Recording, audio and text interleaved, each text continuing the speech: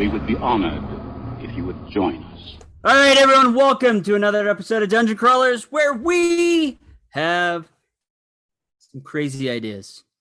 Yes, we have some crazy ideas we're going to talk about, and some of them may be unpopular. Some of them may be popular. Some of them may be so insane that you go, what in the world are they thinking? That's right, we're going to be talking about unpopular nerd opinions or geek opinions, which will be our opinions. And maybe, because we have opened this up to the Discord server fairly early, maybe some of your unpopular opinions. So we'll see if any of our wonderful listeners speak up and throw out their ideas. So where shall we start? Who wants to throw out their unpopular opinion? Because we know Alton's just sitting there with some hand grenades. Just like, you better save me until last in case you need to suddenly cut the audio. You know, we have the button, the button of doom, where R2 just goes, wow, and then Alton goes. And Dan comes back in going, man, that's really weird.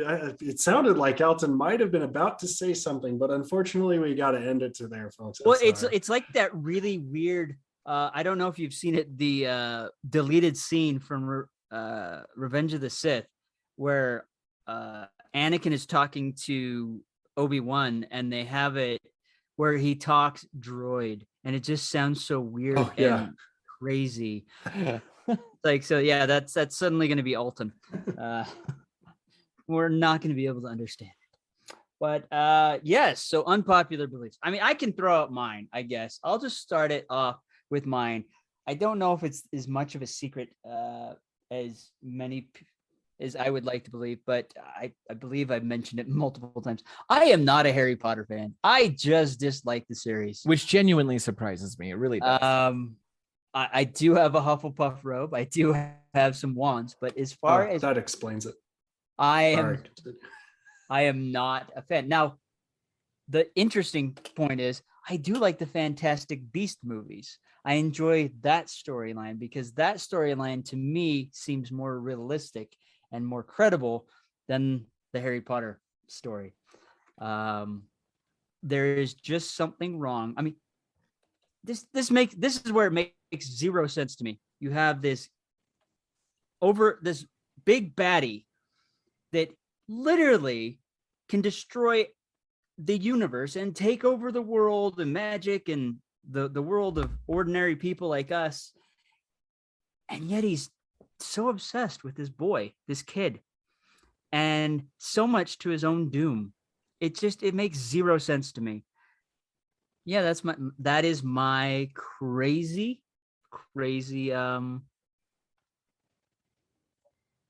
unpopular opinion. Okay, Krebs, you want to take this one? That's a good one. I totally understand. I mean, okay, so I think I'll go first because I think Alton, if I'm not mistaken, you're the bigger Harry Potter fan between the two of us. I do love Harry Potter. Harry Potter is my wife's Star Wars, basically. But on my own, I do love and enjoy Harry Potter. I will confess a couple things. One is I stopped reading the books after book 3 because I would read the books before the movies. I would go see the movies, and then I had a hard time enjoying the films. And so I decided that I would read the books after the movies, but I never actually went back and did that. So I've only read books 1 through 3, and I've seen all the movies. I get where you're coming from. I do, but I do love the mythos of Harry Potter. I think that there is some genuine brilliance in there. Even just the story behind the story of how J.K. Rowling was homeless and telling these stories to her children. And then now she's like an insane millionaire. The rags to riches story behind the story is wonderful. And there's always, we've talked about the hero's journey. I think that Harry's journey is poignant at points. I think that it's honest. I think that it resonates with a number of people because they're having life experiences like that as well. To that end, I will tell you that when I see people on the train and we have conversations, as we're going to conventions or whatever, they're like, wait, what Hogwarts house are you? And I'm like, B, I got my own house. I don't have to live in freaking Hogwarts. Just like that stuff. Or like you'll say like, oh, well, I prefer Gryffindor or whatever. And they're like, I'm Slytherin, we can't be friends. And I'm like, you're a douche, we can't be friends. Like it's just I don't get that deep into it. So I can definitely understand. So that's when you reply, are you also a Cancer? Well, that's actually my name. So yeah. So this is the thing that I feel like Ron has more of a story or more of a character arc, a complete character arc than Harry does. I don't feel like Harry really grows much. Hermione, Ron, Neville, all of that, even Jenny. Jenny, oh man, I'm blanking on his name. White-haired boy. Malfoy Draco. Draco has a stronger character arc than Harry. I don't feel like Harry has much of a variance in his story arc. There's slight bumps, but I really feel like if you break it down, Ron is the true hero of the story, not Harry. Okay, hold on now. I have to make a couple of points here. All right. First, lest Joanne take us down, you need to add a number of zeros to your estimate there, Krebs. She's not a millionaire. She's, in fact, one of the wealthiest people on the planet. Second off, sense. I do need to point out something that normally I shy away from, which is that you two are old fogies. And I understand that the books were not coming out when you were kids. No, I was 22 when it first came out. So and this is I read much better literature before then. Wow. And this is, by the way, not me saying that I am the hugest fan of the universe or the entire series, or that I'm here to plant my flag and wave the banner and shoo everybody away from it. I believe that they are fine children/young adult books. I also think that they grow well and scale well with kids. And as one of the people who was those ages as the books were coming out, it resonated with me on some levels there. However, Dan, the critical argument that you are making, I agree with kind of, but I disagree that that's a reason to dislike the book. And here is why. I believe that Harry's lack of character arc is actually one of the things, intentional or not, that made the books very popular, because the majority of the things, even though it's not written in the first person, we are seeing from Harry's perspective. And as a book targeted towards children in those awkward years of trying to figure out who they are and things like that, there was a degree of magic in being able to show up and be in those shoes, because I, as a person, was growing and changing and evolving as the books did as well. And so it wasn't necessary that Harry, the viewpoint of the book, needed to change, because I was. And I think that is as unintuitive as it is, I think is part of what has made the books so successful, because you aren't trying to follow Harry's character arc. You are seeing the world through that perspective, if that makes any sense.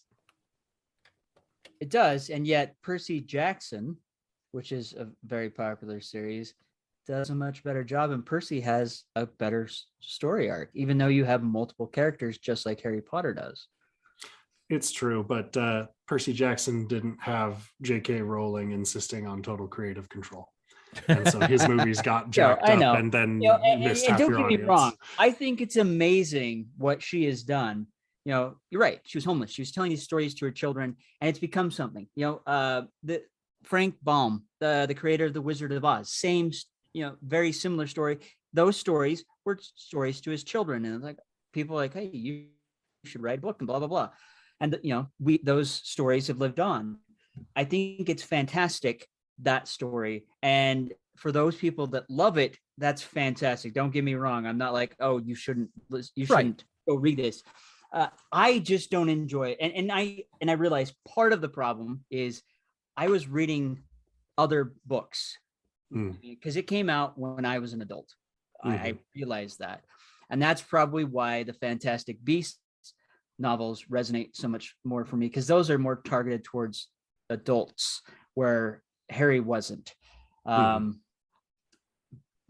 But it just, and I get there are lots of Uber fans out there. I get there are people that don't love Star Wars, and that's okay. But for me, that's just one of my unpopular opinions. I just am not a fan of it. It's just not my cup of tea. But man, I will admit this. I do love me some Gary Oldman. Yeah. The Sirius Black. Yeah. Can't go wrong there. I love me some Alan Rickman for the same reason. Oh, yes. I love both of them. Yes. Yeah. So, all right. So let's pass the unpopular torch, shall we? Yeah. So, are we saving Elton for third or second? Yeah. So here's the thing, right? Like Dan kind of put on the kitty gloves. I'm not going to lie. So Krebs, I'm going to need you to escalate just a little bit farther before I get you to yell at me. That was kitty gloves. All right. Ooh, well, I can throw out some other things. I've got a couple of pretty heavy-handed ones. So I think that so unpopular nerd opinion. Here we go. I think the Nintendo's Wii was a mistake. I think that the direction that Nintendo went at that time in history went from the leader of home console innovation right down to just making a cheap buck with disposable hardware, using games that were meant to be low commitment and disposable. They intentionally made a platform that was disposable. And I cannot deny certain facts. I cannot deny the fact that Nintendo made a buttload of money on that. They did. They made a ton of money. Do you remember all those Wii peripherals, like fake tennis rackets and fake guitars and fake steering wheels and all this other stuff? You would find most of the Wii Sports stuff at the thrift store that had been like recycled because people had almost immediately stopped using them. People will say, but wait, Krebs, like, and I brought this up in my solo episode a couple weeks ago. But the Wii innovated motion controls. No, they did not. They were not the first one to announce motion controls, and the motion control hardware they had was inferior to what was found already stock in the PS3 controller. The difference is that the Wii, because of the games that they chose, because they chose to impose motion controls onto the developers as opposed to making it optional. It is true that the Wii utilized them better, but the hardware, the telemetry, and even the quality of game, or I shouldn't say the quality of gaming, but like the depth of its usage was not as good as it was other places. The Wii marked a time in Nintendo's life where they turned and went directly for the cheap and easy low-hanging fruit of video game collectibles instead of pushing hardware, pushing game development, and pushing the industry upward and forward. They went with cheap and easy. What happened after the Wii was they had the Wii U, and even Nintendo admits that the Wii U was a bad idea. And now we have the Switch, and I'll talk about that in just a second. But first, let me get your reactions to that. Word with you. Yes, please. Yeah. We would like a word with you. So now you've made some interesting salient points, I believe, that I haven't heard before. So I'll give you that. However, I would also remind the kind gentleman that Nintendo had been very much falling out of favor for quite some time. While the Nintendo 64 was popular, the GameCube, comparatively speaking, was not a strong entry point, a feather in Nintendo's cap, despite the fact that they did, in fact, not very well, but did try to implement a number of hardware improvements there and trying to create some options that were still centered in the family-friendly category. And as that war was being terribly lost to the Xbox and the PS2, I believe that it was not only in their best interests, but in the best interests of the gaming community at large for Nintendo to reevaluate where they were coming from and what their critical strategy was to get into as many homes as possible.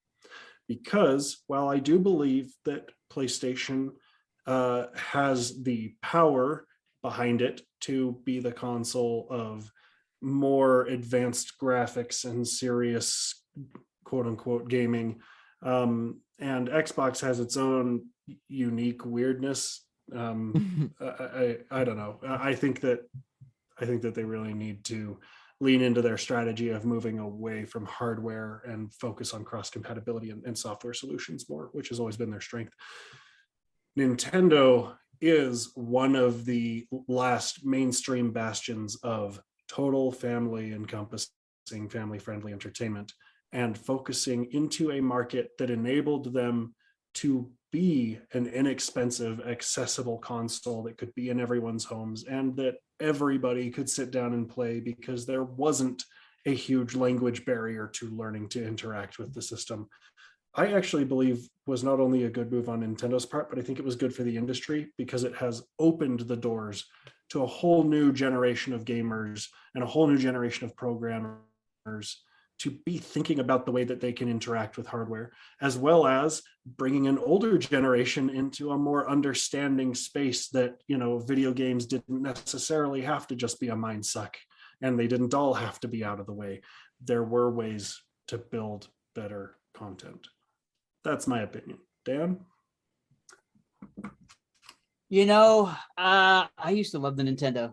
I remember getting my first Nintendo, opening that box, playing Mario for hours, pulling out the gun and shooting at the stupid television screen, trying to hit those ducks while that dog laughed at me over and over. And then you'd get games like Paperboy, where you're trying to deliver papers while insanity is trying to kill you. I have never known a lawnmower to chase someone by themselves, or cars that hit kids on bikes. And you got to watch more horror movies. Yeah, whirlwinds that come out of nowhere and obliterate you. But I played that game for hours, and then like Excite Bike, you could. Yeah, I never played the games. I always built courses and played the courses. That was what we always did. It was the original Minecraft, bro. Yeah. Mike Tyson's Punch-Out, man, I put so many hours in that, but I've never defeated Mike Tyson. I never have, but I've always tried as Little Mac. I love the Super Nintendo. It was fantastic. The N64 was a little difficult for me. I hated the controller. I will admit I did not like the Trident controller. And not only that, I think it caused a lot of problems with some of the games. Like, one of my favorite games, and I wish I could find it, and I would buy a N64 just for that game, is Shadows of the Empire. Such a good game. Amazing game. Come over to my house. You have it? Mm-hmm. Oh, man. I have it. Well, it is a 3-day weekend this weekend. Maybe I'm coming over. And then we get, the GameCube. And I couldn't buy into the GameCube, but the Wii was fun at first. It was really fun at first, but then it quickly died on me. There wasn't a lot of fun games. And there was all this paraphernalia, which, like you said, was just crazy. And it was a cool idea. I will admit it was a cool idea. But it was just annoying. It was clunky and in the way. It was just easier to hold it. I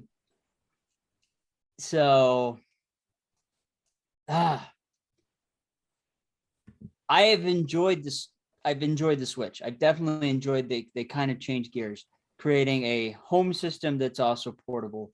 But the Wii and the Wii U, I'm going to have to side with Kreb. I really wasn't a big fan of it.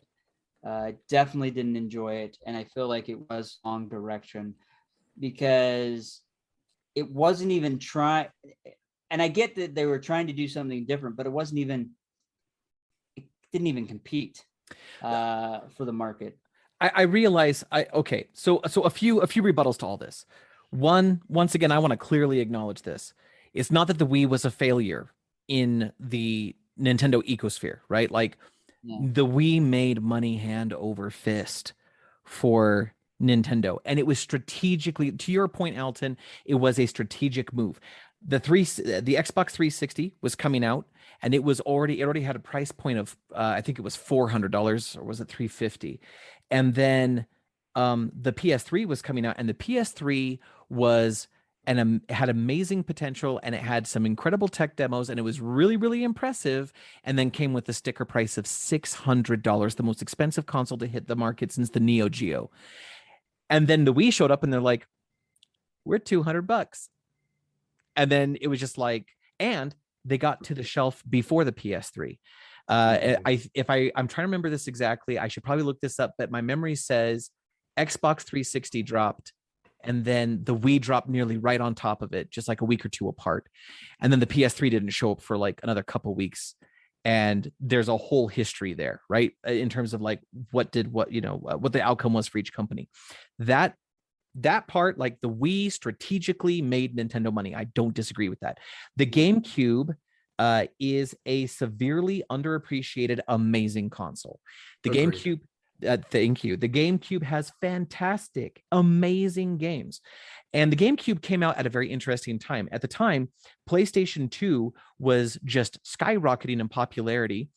And then, and the strength of the PlayStation 2 was that it was normalizing the rising popularity of Eastern gaming, Japanese gaming in the Western culture, right? And it was bringing single player narratives, and it was bringing third party games, and it had this enormous library that Sony had almost nothing to do with except through relationships, right? So they had this incredibly diverse library, and they were just selling these things like hotcakes. The GameCube comes out and it has the strength of Nintendo behind it and its IPs, Mario and Zelda and all of that, right? Which is what Nintendo does every time, which I'm going to talk about in a second because it makes me nuts. But the GameCube also was bringing over some Japanese gaming and some other IPs, and they were doing some very cool stuff. And the truth is that system, even though it was kind of weird with like the mini DVDs, and it had the forward controller ports just like the N64, but it had a more standardized controller like the PlayStation and what would eventually be the Xbox. Like, it had so many things going for it. And I totally agree with you that it was underappreciated in its day. It is still, in my opinion, to this day, a great game console to play on. So the GameCube, in my book, even though it was not as profitable as other platforms for Nintendo, it was still a great platform for Nintendo in terms of what Nintendo brought to the market and how they were one of the first. Well, they had the ability to be 480p at a time when 480p televisions were just becoming more normal. They weren't common, but they were more normal. And they had like component video. They were doing things that advanced the industry. At that time, Microsoft came out, the Xbox became the 800-pound gorilla in the room. Microsoft introduced the games that would become the genesis of esports, all that stuff, right? And so GameCube kind of got left in the dust. PS2 is still to this day the number one selling game console of all time. So yeah, GameCube got left behind, but they could have taken that moment and been like, Sony's going strong, and they've got that new octa-core processor that no one's ever seen before. That's pretty amazing. And then you've got Microsoft 360, and they've got Hollywood clout behind them as well as Microsoft developers, and that's pretty strong stuff. What can we do to fight that? And instead of fighting the big behemoths, as they have always done and won, mind you, instead, with the stepping down and passing of the original president of the Nintendo electronic gaming franchise, or not franchise, but that wing of the Nintendo company, right? With him stepping down and dying, then here comes Reggie Fils-Aime. And instead of being brave and fighting the good fight, they instead pivot and go for the easy money and the low-hanging fruit. And now what are they doing? They've now built what we would consider a rather revolutionary or forward-thinking platform, the Switch, which I think is good hardware. It's a good platform, but it took them 3 generations, including the Wii, to get there because someone who was afraid took them toward easy money instead of innovating the industry. And that's my unpopular opinion. Yeah. No, I appreciate it though. Thank you. I appreciate that. They were the revolutionary, company, and yes, well, and this is the thing that a lot of people don't know. The original Sony PlayStation was actually going to be Nintendo's next gen console. Yep. They even designed a cartoony Link game, and there's like, no, we can't do that, and that they backed out. And Sony's like, well, we already have it. Let's throw it out there. So that was one of their Nintendo's mistakes. And then they come out and Nintendo has a cartoony Link game anyways, years later. Cell shaded and all that. Yep. Yeah. So it's just like Wind Waker. they had the opportunity to be out there in the forefront. They made some bad choices and they've kind of. The cherry on top, and I'll leave it at this and we can move on to Elton. The cherry on top is that even though the Switch is really great hardware, I still argue it is not the successful platform it could be. Yeah. Because they are still recovering from bad IP choices. Yep. And they're just sitting on they're living off of their laurels while they recover. They've been in recovery mode ever since the Wii began to die. And the Switch could be a better platform than it is. It's a good platform. It's great hardware, but it's only a good platform. And I think it could be much better, but they're still in recovery mode. That's something that I absolutely agree with. I think that when they had the momentum and they had the attention and the input, the cash flow happening, that's when they should have doubled down and not done the horrible job of Wii U. They tried to capitalize off of the brand instead of the momentum. Yep. And I think that was their critical mistake. But I also think that the one thing that all three of us can agree is that the most critical mistake of that generation was that KOTOR was only on the Xbox. Frickin' Microsoft. They knew what they had.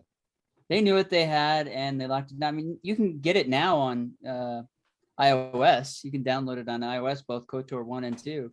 Ooh. That's true.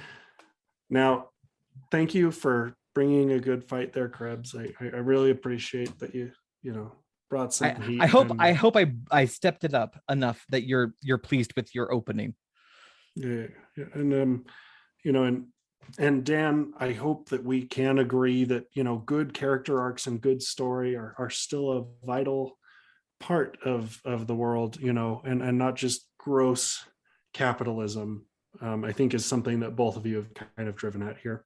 Yeah. And so that leads me, into my critical opinion here. Transformers is not a good franchise. It's in fact a pretty garbage franchise. Whoa. For precisely the reasons that both of you have brought up your unpopular opinions and your things. It's a shameless money grab that does not have strong characters or strong stories relevant to what they are. If I took out the Transformers universe and copy pasted other character faces on, I don't think anything changes about the franchise. And to me, that's a critical failure. Now, that's not to say that it can't be liked or that it isn't popular or that it didn't serve an important niche in the capitalistic society of the time. But I also think that it's something that we should all just shake hands and agree that it's time to let it go and move on to better pastures. And I can see Dan's face turning red, and Krebs had to adjust his headset. My body is ready, to quote our good friend Reggie. Now, my question is, what are you basing this off of? Just the Michael Bay movies? Because if that's all you've seen, then of course I can totally understand your opinion right now.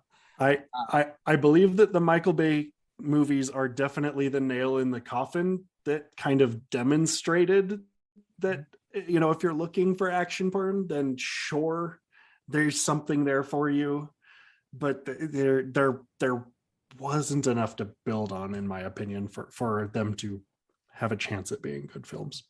Oh no, those films are garbage. I as a Transformer fan, I admit those films are garbage. When you have key characters that you waste, that you throw away, Dinobots. Come on, you have the Dinobots, and they become useless fodder. When you have great characters that you end up destroying, even bringing back Leonard Nimoy to voice a character could not save that franchise, which everyone now dubs the Bayformers. The cartoon series, when it came out in the 80s, it clearly was it was a commercial. Yes. Let's face it. It was a toy commercial designed to sell toys, just like He-Man. They were copying that formula of, hey, let's throw out a cartoon. It will sell toys, and it did. It sold a lot of toys because let's face it, none of the toys from the 80s match any of the cartoon characters you saw on the screen. However, the 1986 animated film is still today one of my favorite movies, and it has one of the greatest soundtracks I've ever heard. Now you've got the touch. Yes, you can disagree, but man, that is the first time in a cartoon or animated film that I saw a character that I loved and cherished die in front of me. Yep. And it was a bold move. And I know it put a lot of people in therapy, and it caused the G.I. Joe film to be pulled, and then they redid it because they planned to kill Duke and then decided, nope, we're not going to do that. And the majority of the toy line was killed off. If the comic books that go from there are great. They have some poignant storylines. They really delve more into an adult or older teenager, which expounds on that universe. And it really brings depth to those characters. I would even say the new Bumblebee movie did a much better job at the films than the Bayformer ones did. It gave credibility to the characters. But that's okay. And the reason for that is I know you grew up with Beast Wars, and that was a subpar Transformer series. Garbage. Yeah. Even this new Kingdoms release on Netflix that brought them back was still kind of like, this is kind of garbage. But that's okay. I'll leave it up to Krebs now. You know, there's actually a lot here that I agree with, which is I realize that's not necessarily the point of this episode, but we are also being honest with our opinions. Yes. I totally agree with you about Bayformers. I look at the Transformers movies by Michael Bay as a masturbatory celebration of his own perceived genius. He thinks he's that good a filmmaker, and his own hubris definitely got him in the end when he started messing around with Teenage Mutant Ninja Turtles, and he originally proposed that they were not ninjas, nor teenagers, nor mutants, nor turtles, but rather turtle-esque aliens from another planet. And when he made that announcement, there was so much backlash in social media that he walked that right the crap back, and then he made the Mutant Ninja Turtles again, right? The Bayformers do not count. Bumblebee, the movie, was, I agree with you, Daniel. I think that is the best live action rendition of Transformers ever in history, including attempts that were made in the 80s to like bring Optimus Prime into a more realistic world, talking to a real kid as they showed like clips and stuff from other shows. But like Power Masters. Yes. But Bumblebee was great. Part of that was that Michael Bay was just the money behind that. He was the producer and not the director and not the writer and not in creative control. And it helped a ton. One more thing I agree with, that the cartoon, the first gen in the 80s, was designed to sell toys. That is a fact. We all know that. I will retort with, hey, I lived through the 80s. And you know what every cartoon was? A commercial to sell toys. In fact, thanks to the success of let me think, what was it? It wasn't Buck Rogers, but it was like Roy Rogers toys. And there were like Howdy Doody toys. Going back to the 50s, there were shows that once they were popular enough with a young enough crowd, all of a sudden they started producing toys. But really, if we're being honest, it was the advent of Star Wars and the genius of marketing through toys after, in 1977, after that movie dropped, that changed the landscape for IPs and toy conversions. And we've already talked about how the cartoon was really just it was like a translation of what was already popular in Japan, bringing it to the States. Totally understand that. But every successful cartoon in the 80s was a commercial to sell toys. Yes. And it really didn't matter which one came first. It didn't matter if the toy came first and the cartoon came after, or vice versa. It really didn't. And we can look at things like Gobots, for example. Gobots was a show that was closer in quality to He-Man. And I believe He-Man was an inferior show. It was popular, but it was inferior for many reasons. But Gobots was the He-Man-esque version of Transformers, and Transformers and G.I. Joe were better. The shows had stories. The shows dealt with social topics at the time, like again in the 80s, war against drugs, right? Like every cartoon had an episode about don't do drugs.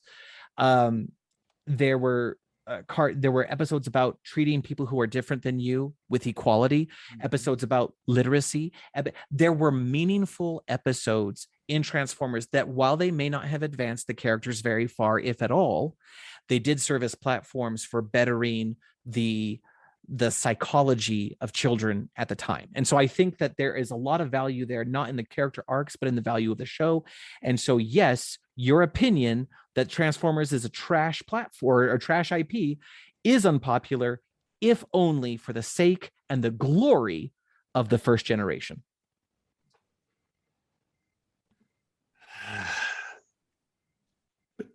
It's okay. And I will admit, it's okay for you to be wrong, Elton. I don't want to end friendships tonight. You're not gonna. It's been such a great show. And... we still love you, even though you hate Transformers. Elton Wheelhouse's last episode, everybody. Thank you so much for being on the show. That is the good thing about the geek community. You can disagree and still be friends. That is darn straight. Friends. Give it to us, Elton. No, give us your rebuttal, buddy. Come on. So the thing is that I really haven't heard you rebut my primary point, which is that toys for toys' sake are fine, and I'm fine with Transformers being toys. I'm fine with Transformers being video games. I'm even okay, I guess, with Michael Bay having explosions and cartoon, Dutch angles and fart jokes, and that's his thing. Okay, whatever. People are willing to put money in it and go America, I suppose. But that doesn't mean that we need to keep pulling this thing out and keep trying to make it work, because it served its purpose, which was it sold a whole bunch of toys, and now it's making Hasbro a whole bunch of money. And I got a rebuttal against that. Look at Marvel and DC. They're constantly doing that every so many years. They have some event and recycle characters and bring them back. Oh, don't you get me wrong. That was also on my list of potential things to try to poke tonight. Alton, you didn't hear me rebut that point, because I don't disagree with you on that point. I am with you that we should not be resurrected, or that we should not be rehashing. We should not be rehashing the Transformers platform over and over again to its detriment. Because I agree with you. Beast Wars is trash. In fact, everything from Beast Wars forward is just utter garbage. And I hate everything about it. The toys, we've gotten to a point where the toys transform themselves, or have like 3 easy movements to get there, instead of introducing responsibility and complexity of design and beauty of design into toys for children to teach them to be thinkers. Yeah. It's ridiculous. So here's the thing. That's the greatest argument I've ever heard. If you go out, just go to a toy store, or go to any store that sells toys, and if you look at the shelves, what are the toys that are gone? And it's generally the ones that look like the Generation 1 toys. I go now, and they've got the Transformer Kingdom based on the new Netflix. All the Beast War toys are still there. No one wants those. They want the Optimus Prime. They want Cup and Hot Rod and Ultra Magnus and Nemesis Prime and all that. Mm-hmm. But no one wants Optimus Primal. No. Well, maybe that one. No one wants Dinobot. No one wants Rat Trap. It's just truth. crazy. Gen 1 has a place in our hearts for those that lived through that and love that. And to get an Optimus, I have several, but to have an Optimus Prime that looks like the cartoon is amazing. Yes. Even there's an upcoming convention here in the next couple of weeks. Peter Cullen, the voice of Optimus Prime, is going to be there. So is Frank Welker, the voice of Megatron. I'm getting a photo with him. I'm sorry. That is just amazing for me. I love that. Yes. TLDR, Gen 1 changed the world for the better. And every rendition thereafter has been riding on Gen 1's coattails. Yeah. And I will admit, the new Transformers series that came out on Netflix, I had high hopes for. But man, they trashed Optimus. The Optimus in that is not the Optimus that I fell in love with as a kid. It's not the Optimus that I am endeared to. I even feel like the Optimus Prime that we saw in War for Cybertron and Fall for Cybertron, that game that came out in the early 2000s, that is a much better Optimus than that. The problem is, and I will agree with you, Hasbro does not know what to do with this IP. And they keep trying to resurrect it in a way that is not good. If they would only stick to what they had, the magic they had in Bumblebee, I think we'd have a great couple of movies, but they keep trying to mess with it, and it's ridiculous. I thank you, Dan. It's okay. Also, I just want to purposefully mangle Krebs's argument because it brings me deep joy of Transformers needs to exist for the children. We need to teach them important skills and dexterity. Well, seriously, Transformers were my Rubik's Cube. No, I totally get it. Okay, I've played with the original Transformers toys. I totally get it. I just think that it was such a funny thing in the back of my head to hear that argument and have my brain contorting around it. It just made my night. Thank you, gentlemen. Thank you. That was a really good controversial opinion. I have a masterpiece Optimus Prime that I had shipped over from Japan, and it came with a 40-page instruction manual on how to transform him. It is not a minor transformation. But yeah, that was my jam as a kid, man. I could transform one of those without even looking at it. That was my Rubik's Cube.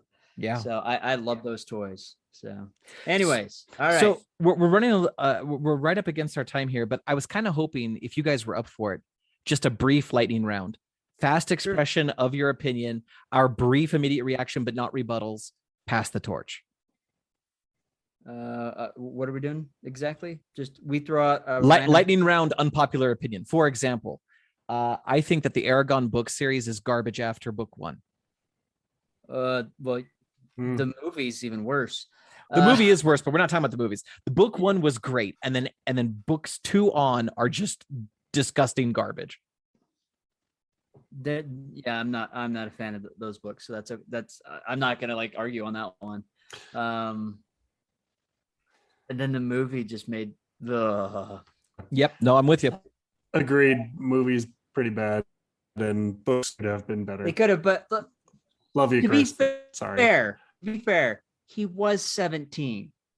I mean, yeah, but he wasn't when he wrote the second, third, or fourth book. Touche. No, but he was still fairly young. He still was fairly young, and that was his first book he'd ever written. Yeah. So yeah, I'll give him a bit of leniency there, but.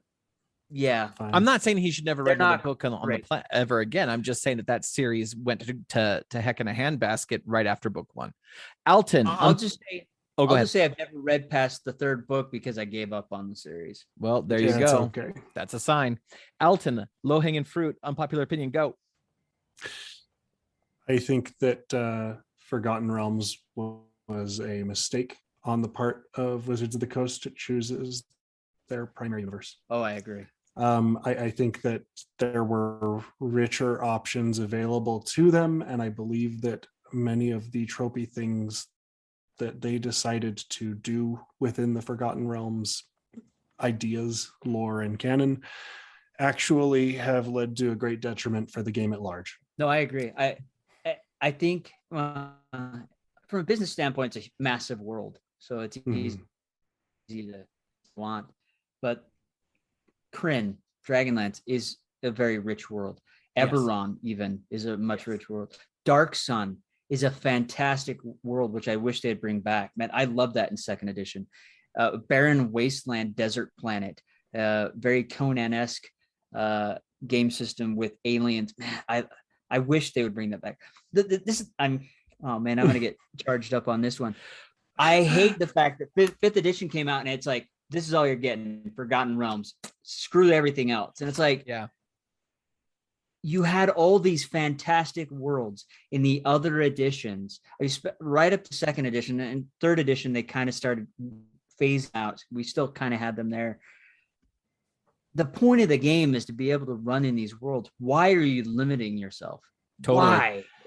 Now, Dan, man. I love you, but it is a lightning round. So, Daniel, what is your know. low-hanging fruit unpopular That's the opinion? problem. We threw out one that I I'm know. gonna I want to talk another hour on. I know, Dude, right? We'll Tell us have a another one, whole tell us nother another one. episode on alternate universes for D&D. Man. But Go, Daniel. that's Daniel. another episode. Unpopular opinion, please go. My low-hanging fruit. Man,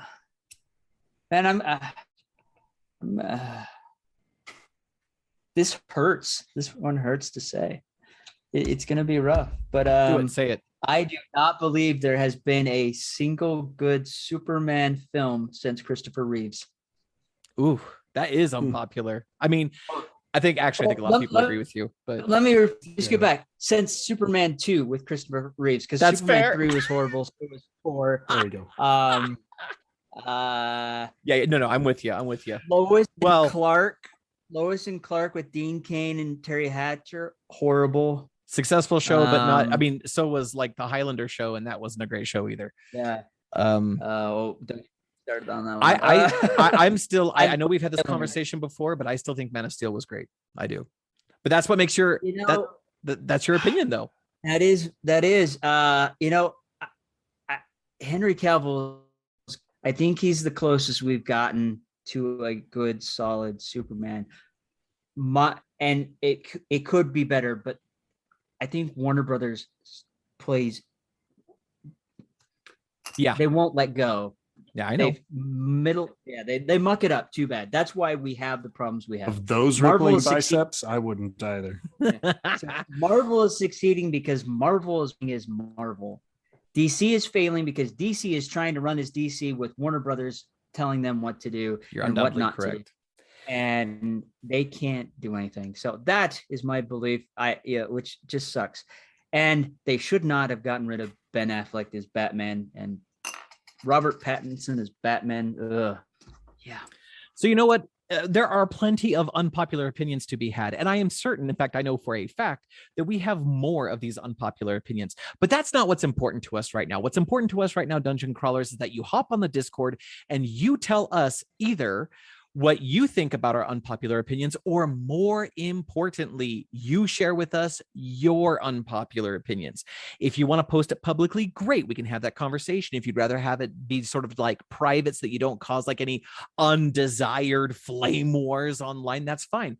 Go ahead and private message us. We are super down for that. You guys are awesome. We are here for you, and we want to hear all the things that will make us angry with you. Yeah. Like Wizards of the Coast and Forgotten Realms. Man, this sucks. Krebs said low-hanging fruit. And now He said low-hanging fruit. The fruit was low. I wanted you guys to fight with me. I didn't want y'all to sit here and agree with me. That's not a good podcast. But now I'm fired up. Okay, well, Anyway. now we know what next week's episode is. Unless we get awesome submissions from the Discord server. Next week's episode, Anyways. apologies to everyone. Apologies to everyone because Daniel blew up the universe. Anyways, yes, we want to hear from you. We appreciate you guys listening to us. We want to hear more from you. We want this to be interactive. We want this to be fun. Clearly, we're just as passionate as you guys are.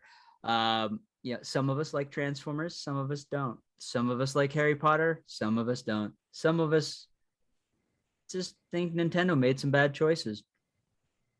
Some of us don't. I don't know. I can't. I don't know. But we do know that there are people on both sides of the fences. We want to hear on both of those sides. We don't want to just hear ourselves talking, but we will talk. We will talk quite a bit, as I am doing so now. But with that said, we will catch you next time. And dungeon crawlers, whether opening Griffin doors or committing Optimus crimes, tell your story, whatever may come. And it does not matter if we agree or disagree, because in the end, we are all geeks together. And we should always remember to be epic and don't suck. Remember, the Force will be with you always.